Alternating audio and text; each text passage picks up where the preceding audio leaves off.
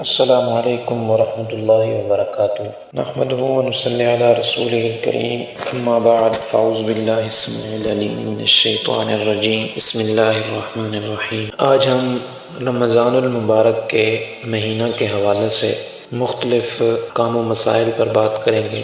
سب سے پہلے ہے کہ رؤیت ہلال کی دعا، جو ہم اسلامی مہینہ کے مطابق چاند دیکھتے ہیں، اس کی دعا سیدنا طلحہ بن عبید اللہ رضی اللہ عنہ سے مروی ہے کہ رسول اللہ صلی اللہ علیہ وسلم جب نیا چاند دیکھتے تو کہتے اللہم اہلہ علینا بالیمن والایمان والسلامتی والاسلام ربی وربک اللہ۔ اے اللہ، یہ چاند ہم پر امن و ایمان اور سلامتی و اسلام کے ساتھ نکال۔ اے چاند، میرا اور تیرا رب اللہ ہے۔ اس کے بعد روزہ، عربی زبان میں روزہ کے لیے لفظ صوم استعمال ہوا ہے۔ حافظ ابن حجر عسقلانی رحمۃ اللہ علیہ اس کا مفہوم یہ بیان کرتے ہیں کہ صوم اور صیام کا لغوی معنی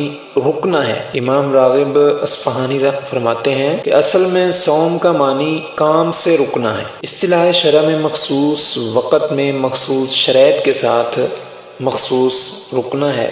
فرضیت روزہ کے حوالے سے رمضان المبارک کے روزے کی فرضیت کا ذکر کرتے ہوئے اللہ تبارک و تعالی نے ارشاد فرمایا کہ یا ایھا الذین آمنوا کتب علیکم الصیام کما کتب علی الذین من قبلکم لعلکم تتقون۔ اے ایمان والو، تم پر روزہ فرض کیا گیا ہے جیسا کہ تم سے پہلے لوگوں پر فرض کیا گیا تھا تاکہ تم پرہیزگار بنو۔ اور دوسرے مقام پر ارشاد فرمایا کہ فمن شہد منکم الشہر فلیصمہ، جو شخص اس مہینہ میں موجود ہو، جو شخص اپنی زندگی کے اندر اس مہینہ کو پالے، وہ روزہ رکھے۔ روزہ کب فرض ہوا؟ محدث امیر یمانی رحمۃ اللہ علیہ فرماتے ہیں کہ روزے کی فرضیت کی ابتدا سن 2 ہجری میں ہوئی۔ روزے کا ثواب سیدنا ابو ہریرہ رضی اللہ عنہ سے مروی ہے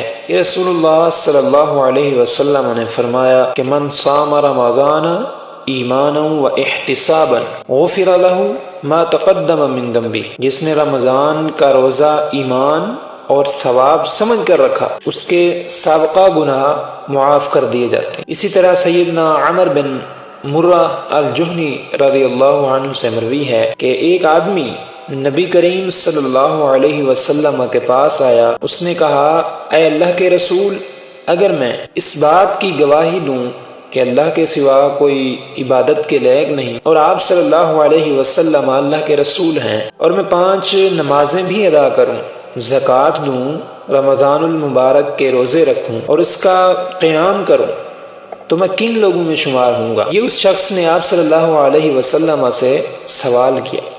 آپ صلی اللہ علیہ وسلم نے فرمایا صدیقین اور شہداء۔ سیدنا ابو ہریرہ رضی اللہ عنہ کی ایک طویل حدیث میں ہے کہ اللہ تبارک و تعالی نے فرمایا کہ الصوم فإنہ لی وأنا اجزی بہ، روزہ میرے لیے ہے اور میں ہی اس کی جزا دوں گا۔